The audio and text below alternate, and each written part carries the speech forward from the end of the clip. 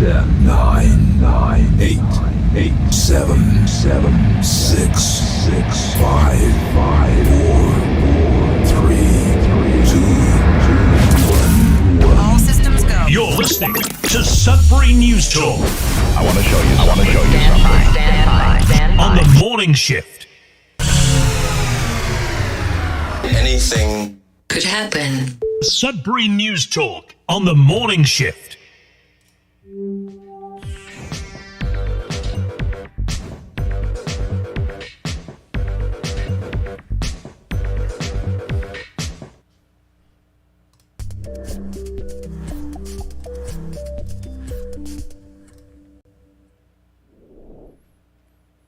Good morning, everyone. Welcome to Sudbury News Talk on the morning shift. I'm AJ Walsh. Glad to be here with you. Thankful that you're here with us. We're live on CKLU 96.7 FM on the radio. We're also streaming live at cklu.ca on the internet. While you're at cklu.ca, make sure to support the station. It's only because of people like yourself that the station is able to keep the airwaves open and the lights on. And it is your campus and community radio station. Let's keep it going. Been around since 1984. We want it to continue as such. We're also streaming live at facebook.com/Sudbury News, youtube.com/Sudbury News. Make sure to like, share, subscribe, and follow the channel, the page. Mainly comment. We'll do our best to get your comments up on the screen. Can't really say that we'll be able to read your comments so much today, as we do have our guests waiting in the green room, which are Bob Johnston and Tom Price, on the show again, much to the dismay of probably most of the city councillors and city staff. However, they make themselves available and actually want to come on the show and talk about the city and talk about those things that are happening that a lot of people are concerned about, have voices for, and we just want to put it out there that we do continue to ask the city councillors, whoever they may be. I know Natalie Labby in the past has come on, but since Bob Johnston and Tom Price have been on the show, she's kind of declined wanting to be on the show. Mike Perrin, to his credit, has still continued to accept when we'd reach out to him to come on the show. And so, again, if it's only Mike Perrin who wants to come on the show and basically give the city's side of things, always an open invitation for him. He seems to be the only one who is willing to do that, and so it's always open to him.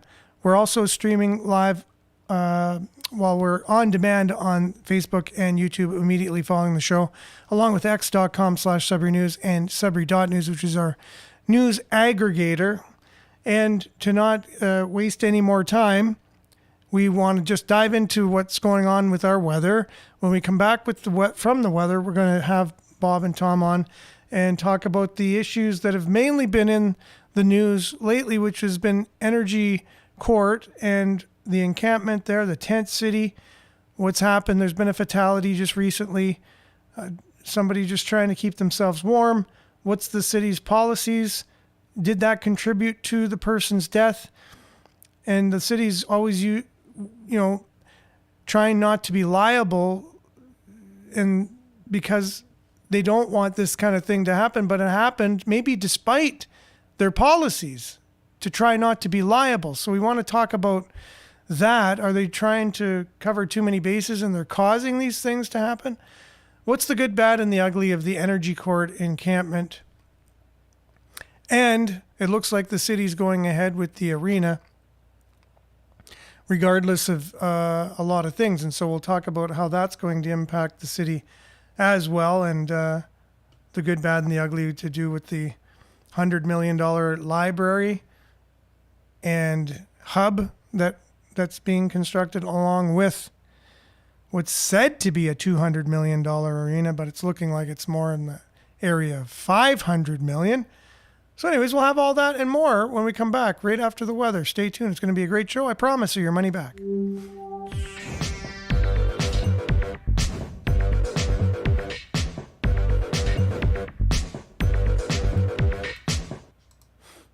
And weather, as usual, brought to you by SudburyWeather.ca. Currently, it is minus 25 with the wind chill. It feels like minus 32. Very cold out there. Today, increasing cloudiness, flurries beginning near noon, about 2 centimeters. Wind will be moderate. High of minus 11. Wind chill this morning, minus 33. Minus 18 in the afternoon. Risk of frostbite.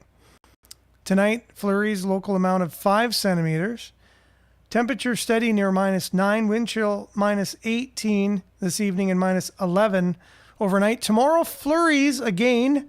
Minus 4 is your high, so it's getting milder. However, we have to pay for the milder weather in terms of more snow, because that's just the way it goes here. You got to give a pound of flesh. So the wind chill will be minus 11 in the morning tomorrow, minus 6 in the afternoon. Cloudy with a 40% chance of flurries overnight tomorrow with a high of minus 15. That takes us to Sunday, which is forecast to be minus 10. 40% chance of flurries, minus 14, and 60% chance of flurries on Monday, minus 16, mix of sun and cloud on Tuesday, 30% chance of flurries on Wednesday, high of minus 12, minus 13 is your high on Thursday, cloudy. So we had our sun yesterday, so you'll just have to revel in the fact that we had some sun for one day. Going back to the clouds and more snow. That's your Sudbury weather, brought to you by SudburyWeather.ca. Back with Tom Price, Bob Johnston, and your comments, which will be up on the screen. And if I see any that stand out to me at the time, I'll pose them to Tom and Bob. But other than that, it's hard to do all of the things all on my own and moderate the questions at the same time. But I will do my best. We'll be back right after this.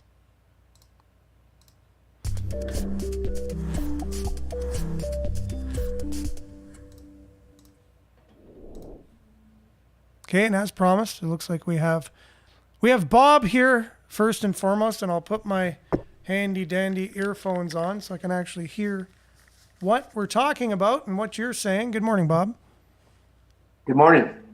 Lots going on these days to talk about, and I'm sure there's no shortage of things that you're coming to the show prepared to talk about. Anything other than, to start off, than what I had mentioned at the beginning of the show with the fatality at Energy Court? Anything else you wanted to start off with? Just the frostbite. First of all, the main word today is disgusting, okay? We have the fire department who were going there 2-3 times a day to put out the fire for the homeless. And how were they getting this report or call? By the camera of the greater city of Sudbury on the back of the building. And that was confirmed by bylaw, and that was confirmed by somebody else in the city. And how sad can it be to put out a fire when that's their heat and their only heat? Now, I've come up after all through the holidays. We still got a guy with frostbite on his feet in HSN, and that happened Boxing Day, okay? There is so much frostbite out there, it is unreal. And there's nobody to turn to. And as of today, I've discovered that Tom Davies Square is now the Wizard of Oz, where we have a mayor with no heart and we have 12 councillors with no brains. And I hate to tell you, but it's honest. I heard Mike Perron, and that Mike, I'm not picking on you. You were on yesterday. You said that you might have some answers 3 or 4 months from now. Well, you know what? Why don't you go out there for 24 hours and don't worry about your 3 or 4 months? These people are freezing to death. And our mayor, instead of blowing your horn, get out there and call a state of emergency. My God, I was at the celebration of life yesterday. It was so sad. It was so sad. And you know what? I bet you that Tom Davies Square today it's already forgotten. Well, we're going to have a lot more. But no. Oh, and these counselors who read off their management sheets, that's all they do. They don't go out there. They don't feel it in their hearts or in their minds. Oh, our manager report says this is, well, it's got to be right. It's got to be right. Well, it's not. And whoever's looking after community services, go find a job. because all you're doing is wasting the taxpayers' money on Band-Aid solutions, et cetera, what I've been saying for 15 years. And now this council's been in for over 3 years and wants to say, yeah, tomorrow. And what you're referring to is the energy court encampment that the city has commissioned for the people experiencing homelessness, that they can basically have a commission tent city, which is right off of Lawrence Street behind the beer store and the independent grocer in that area of Lawrence Street. And you're referring to Mike Perrin, who's a counselor who, again, I applaud him and his speaking to the public. He was speaking with NOCA Media on a YouTube video that they published where he just called Mike up out of the blue, and Mike actually answered his phone and did a full-on interview. And so we played that yesterday on the show, and you're talking as well about them referring to the managers and what they are basically saying. And Mike did say several times on that call that when he heard from citizens, he went to management and said, okay, management, what's going on here? And then management told him, okay, this is what's going on. So he kind of did allude to in that interview that whenever there's an issue like this, he'll go to management and they'll tell him, or anyone in the city who's over these things, then he takes whatever they say. It's kind of like he's not really questioning anything management says. He'll just say, well, management said this and that and the other, so I got to kind of go on that. Is that what you're kind of referring to? Yeah. So AJ, basically what it comes down to, and I heard him mention, I might reach out to Go Give and go out there. And well, you know what? If these councillors really cared, you know what? Management letterhead and writing and what they're stating and et cetera, is put on the left. Mike Perrin, who's been invited many times out with me and Tom, they all have, and we have no response. But instead of saying, I might go out one day to the Go Give project, go out and see it yourself instead of going by your management reports. As far as you know, have any counselors been down to Energy Court, as far as you know, like physically themselves? One, Mark Signoretti for a photo op. So when you say photo op, do you remember the time and the circumstance around the time he visited? Yeah, he was on the news standing outside the first safe injection. What's that? Safe injection thing, wasn't it? No. Oh no, it was after that. Oh, okay. Yeah, no, he was out there stating that, we're going to be looking after this and that, et cetera. And he never moved. Nobody's ever been from council through Energy Court. Now, again, okay? You'll have to excuse me for not knowing the boundaries 100%, and I know downtown is kind of weird the way that it is, but whose jurisdiction is it? Which councillor is Energy falls under? Ward Cormier. Oh. And what is his kind of involvement been? There isn't. I reached out to him 3 years ago to get the sidewalk curbs at Independent Living downtown rounded, so people who have a hard time walking or wheelchairs can go across the YMCA and back and forth. And nothing's been done. Then I asked for 2 spots of handicap parking in front of Independent Living. Oh, we can't do that because of bylaw. Excuse me? But if we wanted to put a patio up, we could. Like, come on. Mm-hmm. The apples with the apples, my friends. None of these management think. None of these management don't know what they're doing. Some do, but in certain sections, they don't. They don't have a clue. Obviously, our roads have proven failure in crisis. Our homeless has failed in crisis. Our addictions are failed in crisis. Our hospital is failure in crisis. So what? And we can't call a state of emergency for people freezing to death? How many more bodies, Mr. Mayor? How many more bodies?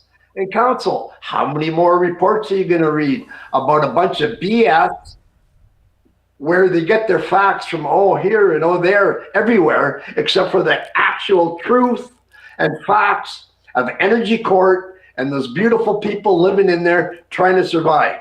It breaks my heart every morning to go out there and watch 10 to 20 people on fentanyl bent over touching their toes because nobody cares and there's no programming. But you know what? Let's give out $1.4 million for this and that and a bunch of... Now, you've mentioned a few things, and obviously there's emotion in your voice, and there's, you do this on a daily basis, and so obviously there's frustration there as well. Now, a lot of the things you just mentioned, if just to be devil's advocate too, which is something we should put in place here because we don't have anyone else talking for the other side, let's say. Some of the things you mentioned do not fall under the city's jurisdiction, but the city is dealing with these things, correct? So you mentioned hospitals, so how much the hospital isn't really a city thing.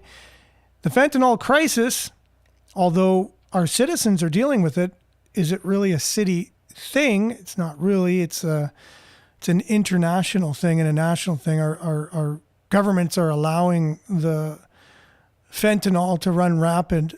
If they're not giving it out themselves, they don't do anything about the illegal fentanyl.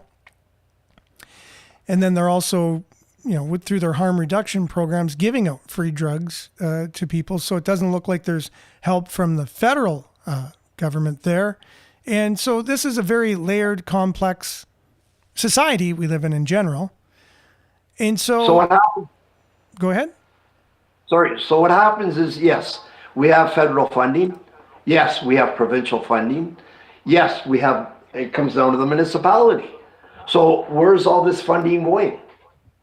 And I'm not no god or genius, but it's going to the wrong places, obviously, or we would have success at one thing, but we don't have success anywhere. And you do mention something that is very relevant and where there's millions of dollars being given to as a solution, or at least, they would hope would go towards the solution, and that is giving it to organizations who say they are the experts and they can do something for these crises. But it doesn't seem to be actually getting to the problem. Like there's money there, it's being given, but it doesn't seem to actually be getting to the streets where it needs to be. And so someone needs to be thinking of bigger picture, and dots need to be connected with solutions so that actual things get done. And the money, if they're going to continue the cash flow, can actually do something. Because I'm sure money is an element of the solution, but if it's just money, it doesn't seem like it's going to do anything, and it hasn't so far. And like you say, millions and millions of dollars. And so what were the situations with the fire? So what are the city's policies when it comes to heating yourself in a tent city in Energy Court, in the city's commissioned tent city? It's freezing cold out there. I live in a tent. I need to be warm. What is it that the city is telling me I need to do? So basically, you're not allowed propane. Okay. We were fighting. I finally spoke to the fire chief. They're allowed a fire barrel now. It's not going to be put out anymore by the fire department due to being accessible to heat. The fire chief. So in the recent past, what would happen is they'd have a communal area. They'd have like a drum, and they'd have a fire, and everyone would kind of gather around and be warm. And the fire department was coming and putting that out 3 times a day. Wow. Okay. I got pictures. I got videos. I'm not just shooting my mouth off. Mm-hmm. So now they're changing that policy? Yes, I talked to the fire chief the other day for a half an hour. Great guy. I told him that he was the most intelligent, with the biggest heart person I've ever met come out of Tom Davey Square. He said, the barrel's going to be a go. We're not putting it out anymore. It's winter time. These people are freezing, et cetera, et cetera. And like I said, I was totally amazed. Yeah, because really, there's no risk. There's no risk to a barrel of fire when all there is around it is a bunch of snow. Like, let's say the barrel fell over or whatever. It's just going to go out in the snow. So, really, yeah, but right? AJ, you're talking common sense. Sorry. Yeah, exactly. So the new fire chief has a little bit of common sense, is what you're saying. Oh, he's amazing. Yeah, I really like him. Okay. Yeah. So there On a was a person. Oh, go ahead. I said that was on a positive note. Yeah. Now Everybody another. says I'm negative all the time. Well, what's there to be positive about? Yeah, for sure. So another thing was somebody collapsed. So I know that's been discussed while they were waiting in line to get into the warming center.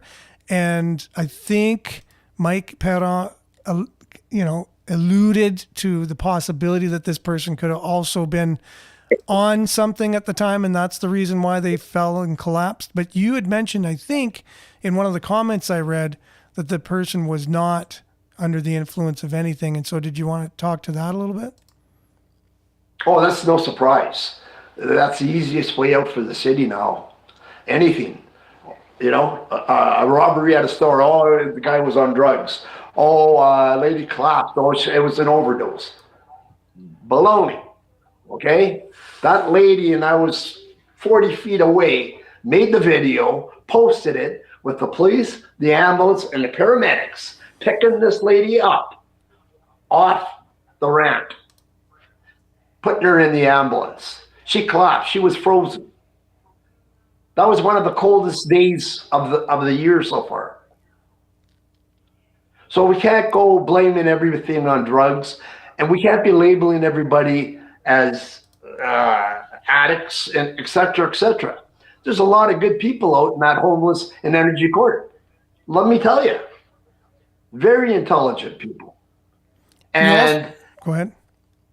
I got one question, okay? I say we state a claim of emergency for the homeless. Now I turn around and I look at two counselors. We got LaPierre and we got Perron, who are actual paramedics, who knows all about the addictions, who knows all about frostbite. But do I ever see them speak up or speak out for this, a solution on this? No. Why? Is Mr. Lefebvre dangling the carrot? Because I'm telling you, when you got 2 out of 12 people who are actually paramedics, who see it, used to see it daily and et cetera, and has no heart on this, I don't know. Okay, well, I'll give you the final thoughts and whatever before we go over to Tom. And in between, I do have a story that just came out from Sudbury.com this morning on our Sudbury.news aggregator website. It said majority of city councils silent on last week's terminations. So I kind of want to give you a final say on what you wanted to kind of bring to the show today. And then I'm going to go through that story from Sudbury.com as we're transitioning to Tom, and we'll then we'll talk with Tom. So any last words, Bob? Any last words? I'm looking for some blankets. If anybody has any, 705-918-9215. And they cleaned house a little bit, but they still got a long ways to go. I can name 8 more. Community services management, get out there, do your job. And all I can say is, Mr. Mayor, it's time for a state of emergency. Take it from there. Here's okay. Tom. Thanks, Tom. So I'm just going to cover this one story here again. It says majority of city council silent on last week's terminations. And I'm just going to give my point of view here before we read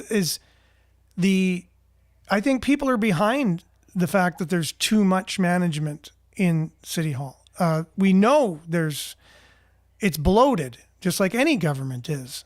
And so we don't discount the idea of trying to, get rid of positions that don't need to be there, let's say. Like I'm pretty sure you could probably run the city in terms of management. Like you need feet on the ground, you need people to do things. But in terms of management, you could probably at least cut it down to a third. And even then it would be more than enough.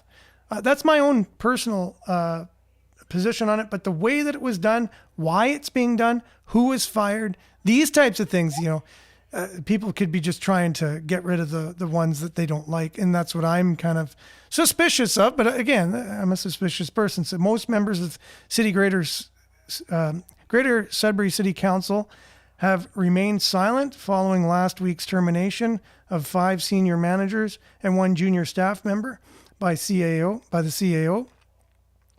I still have to get to know how to pronounce her last name. I don't want to mispronounce it. But anyways, Sudbury.com contacted 12 out of the 13 councillors, but 8 did not respond and 3 declined the comment. And citing the confidential nature of the personal matters, several councillors emphasized that staffing decisions fall under administrative authority, not council, and should not be discussed publicly. Among those who did comment, some expressed confidence in the CAO and administration process. Councillors Mike Perrin and Eric Benoit both stated that council's role is to set policy and provide oversight, while operational and personnel change decisions rest with administration. They acknowledged public concerns about transparency and costs, but said they trust the CAO's leadership and restructuring mandate, which followed the termination of the previous CAO. That's what I was kind of alluding to. Like, oh, here's someone who was in the position and now they're being let go. So optics doesn't look good there. Ward 11 Councillor Bill Leduc, however, has been outspoken in his criticism. He said he was blindsided by the terminations and believes council should have been informed in advance, even though in a closed or emergency meeting. Leduc argued the process lacked transparency and can result in significant financial costs, particularly with the severance packages, which will be disclosed on the 2026 Sunshine List. He also raised concerns about accountability following the closure of the Office of the Auditor General, which also I have questions about. City officials have maintained that the CAO acted within her legal authority, as outlined in the Municipal Act, city bylaws, and powers delegated by the mayor. While the Duke disputes both the process and some related council decisions, the city has confirmed that all 6 staff members were terminated without cause and will receive negotiated severance packages. And with that, I'd like to welcome Tom Price. Good morning, Tom. Good morning. That's a real mouthful. I know, but you know what? I got ChatGPT to narrow it down to 3 paragraphs, and so that's at least, if I would have read the whole article, we'd be here probably still tomorrow. So there you go. So do you have any opinions on the cleaning house with these positions in City Hall? Oh, certainly. First of all, there's a big misconception that there is any management at the city. All there is bureaucrats who follow a rule book, and that is it. Okay? A manager knows how to manage, and a good manager is a leader. We have no good leaders in City Hall. Leaders must follow their people, not dictate to them, not intimidate them, not coerce them, not bribe them. They follow them. If you have good work crews, you work with that crew, not they don't work for you.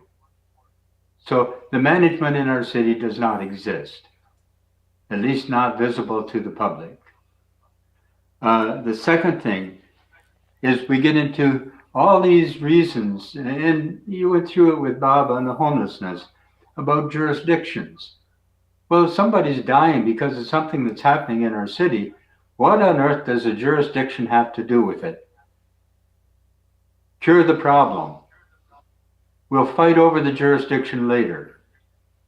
We don't need to have people dying because, well, he said it's not his fault. Oh, he said it's not his fault. Come on. That's grade 3 and grade 4 at school at best. Be adults. There's an old saying, mental maturity, emotional maturity, and physical maturity are 3 givens in this world. Only one of them is mandatory. That's physical maturity. Where is our mental and emotional maturity in our council? That they can approve 400 or 500 million, whatever, for a hockey rink, and they can't afford a, $500,000 building with heating for the cold months of the winter for people who are dying or suffering frostbite? Where's the mental maturity and emotional maturity in that? Where are the ethics in that? I'd like to know the reason, though, again, right? Just to hear the reason from the city why they can't do what you just proposed. Oh, well, it's somebody else's problem. They've said that. They're waiting for funding from the province or the feds. Well, these people are dying. I don't give a damn whether it comes out of my current property taxes or my HST taxes. Stop the dying. And that's and you bring up a good, you bring up a good point there. I don't think there's full support behind the new arena or the new library. I don't think that there's support I don't think they have the majority of the city's support.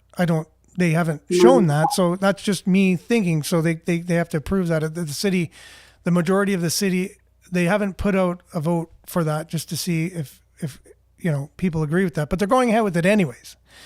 Now, if I might just interject there for a moment, AJ, when they switched back to the downtown arena, before they went ahead and approved going ahead with that, and I'll give Councillor Ledoux credit, he put a motion forward to have a pause while there was public input to this major change in direction. It was voted down.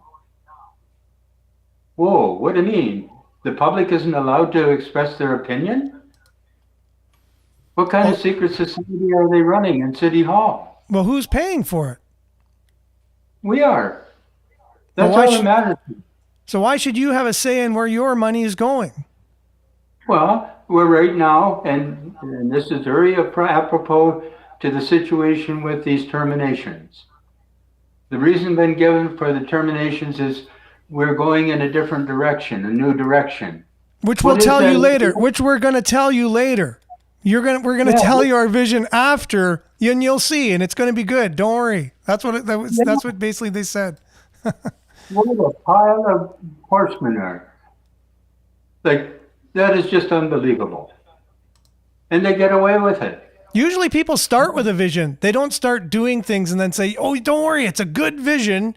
We'll tell you, don't worry, you're going to love it. Don't worry, we're going to do all these things. And at the end of it, we're going to tell you our vision, and it's going to be great. In 2019, we borrowed $90 million for an arena. And we still don't have an estimate for one. Whoa, wait a minute. Why do you borrow $90 million for a building 6 years before you have an estimate? How did you determine the value?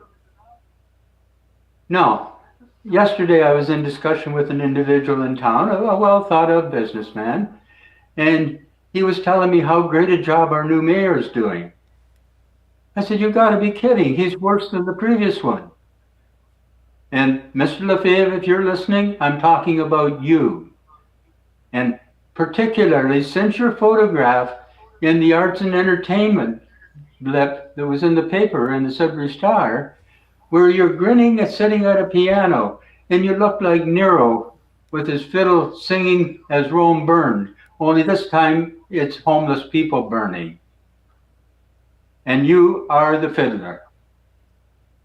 Why are you not paying attention to your people? You are their leader. You're supposed to pay attention to us.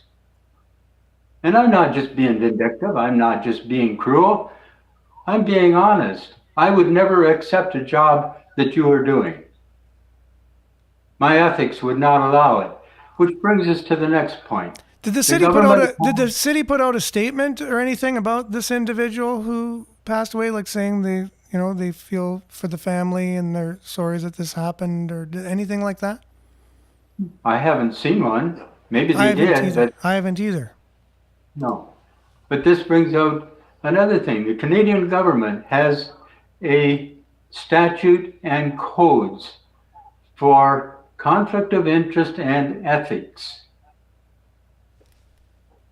Why do we only have an integrity commissioner?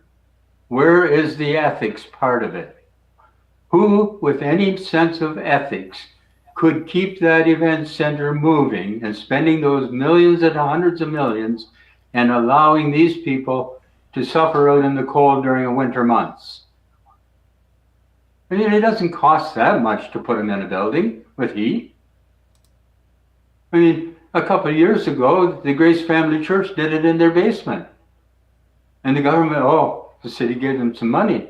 But then after the fact, the city came back and said, oh, no, we overpaid you. You owe us $30,000 back. Who are these people in our council and our city with no ethics? They may have integrity to something, to their code book or to their protocol book, but they got no ethics. Now, what's your take on the Auditor General being canceled? Well, that's another breach of ethics, isn't it? We've decided to go with no oversight. There's no oversight in the money that the government gives to all these organizations that are supposed to be helping the homeless. Where's the oversight? Who's looking at it saying, how was that money used? Now, I don't know whether you've seen it or not, but the CRA published or shared the financial statement of the Go Give. 87% of $900,000 went to administration and management. 900,000 out of $1 million. What did the homeless get? Well, some of the charitable organizations got 60,000, and it's hard to say where the rest went, because that wasn't identified in the CRA statement. Yeah, we had that on the show. We shared all the figures because Bob sent that to me, and then I shared it on the show on maybe a couple occasions. Yeah. Great. So what is Go Give doing with the money? Where's the oversight? Apparently, they a lot of their funding has been cut now, and that's been in the news, right? Shortly after that story broke, that that they found themselves with less money given to them, and so they were putting out a plea to the community to help them make up the shortfall. I am not going to donate to somebody who is using 87% of that money for their own pocket. And the work I do. Yeah, this is something we've seen over the years. You know, you see the commercials for these multinational organizations, UNICEF, you name it. Didn't even want to name a name of an organization. However, you see a lot of them, they're on TV and they're showing somebody's plight. They're saying, here, you can sponsor this person or do this or do that. But then you look at the numbers like the CRA published for Go Give, and it's been similar for years, like where they say like point whatever of your donations actually go to the cause that you are donating to. Most of it goes to the administration costs and management costs and all the other costs of the organization, not the actual thing that the organization is set up to solve. Yes, but even the free things that they're supposedly do. Where were the Go Give people when the firemen came and put out the fire in the barrel? Where were the Go Give people standing there saying, hey, no, these people need this for warmth? Well, where were they? You might know more than me. What is the Go Give's mandate? Like, what are they there to do? I have no idea. Where do you find it? Might be on their website. No. They don't have a mandate on their website of what their organization stands for and what they're there to do? Oh, yeah. They're there to help the homeless and to give guidance and education and blah, blah, blah, blah, blah, blah, blah, blah, blah. But what did they actually do on the ground? How did that fire get going? If they have people on the ground, walking the grounds, keeping an eye on making sure people are safe, how did it happen? What about security at Energy Court? What's up with that? Do they have any security there?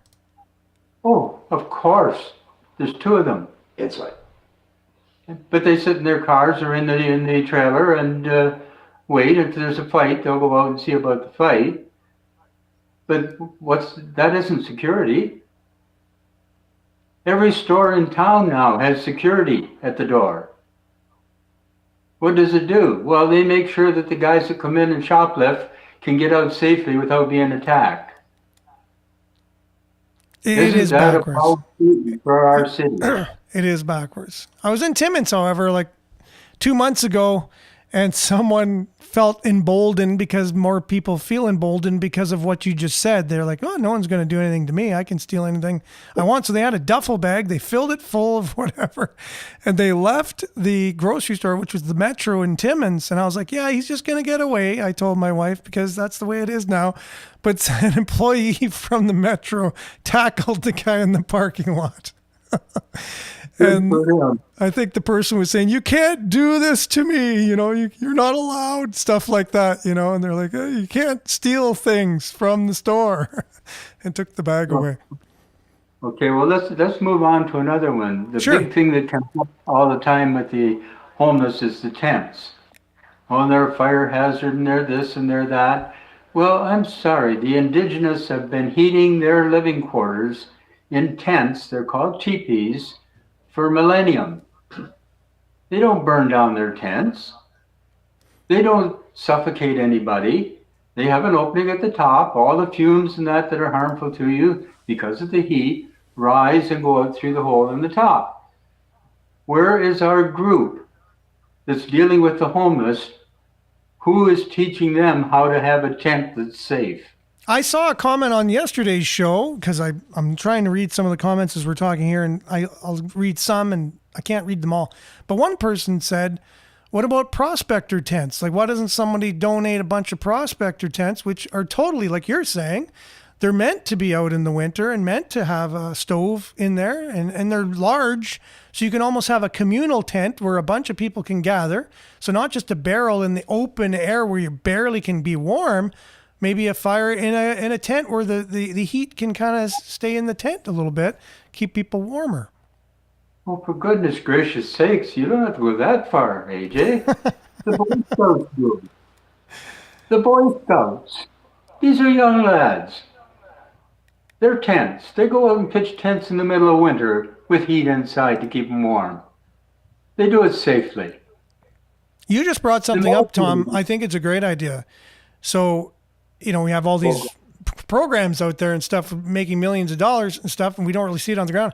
What if the Boy Scouts were to do a community project where they went there and just kind of worked with people and give some tips and we're along, you know what I'm saying? According to the website, that's the job that Go Give does. They educate and they train people. Yeah. Seriously, that's on the website.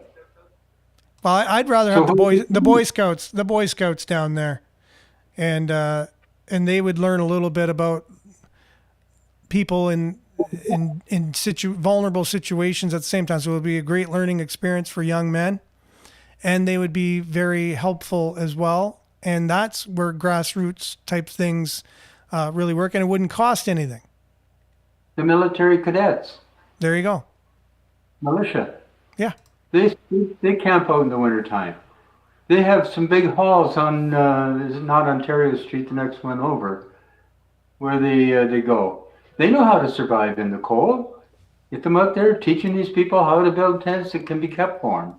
Is it just me, or do you get the sense that the city's just kind of thinking this is just going to be a temporary thing? We're just going to have to kind of get through this thing until they have some other kind of thing up their sleeve or whatever they think is going to happen. Maybe laws will be tougher and you can just get rid of the homeless or offer them all made, come down there with a big building, a made building, which would cost $500 million, and it's going to be whatever, and you can come in and get made, no problem. Is that what they're thinking is going to happen in the future? Absolutely not. Their only objective is to push it into the background and make it look like we're doing something until I qualify for my pension. And then I'm gone and I won't care. Unfortunately, I think a lot of people share your That view. sounds harsh, but I appreciate the fact that Mike Perron puts himself out there. But when he comes on and he tells everybody that, oh, don't worry, we're going to solve the homeless crisis by 2030. That's 5 years of more fatalities, more frostbites, everything. 5 more years. What are you doing in the meantime? Now, unfortunately, our show, we're at the end of it, but I'll give you 20 seconds of what you can say in 20 seconds to wrap things up, Tom. All I can say is this winter has made me so ashamed to tell anybody that I come from the city of Greater Sudbury, mainly because of the political lack of oversight, lack of foresight, lack of ethics, and it is rampant. Our council suffers none of those afflictions. And 20 seconds is up. Thanks, AJ. It's right around there. Thanks, Tom. Thanks, Bob. Always great to have you guys on. And I know there's not always happy people, out there because you guys are on the show, but we appreciate you coming on. And it's not easy to hold people accountable, and it doesn't always sound nice, and sometimes we're frustrated as well. But I think you are a voice that's needed, and there are many people who feel the way that you do as well. You were going to say something, Bob? Yes, not I, but we will do this. There you go. Appreciate you guys for being on the show.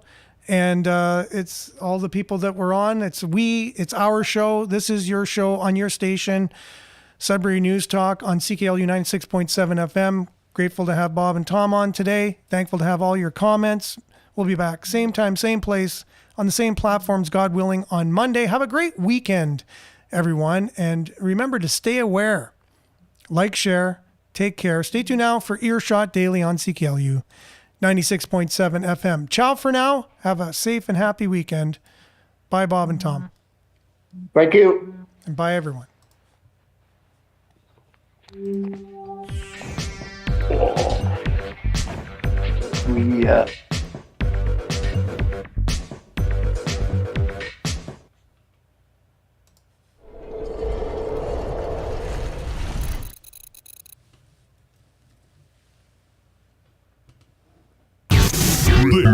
This is Sudbury News Talk on the morning shift.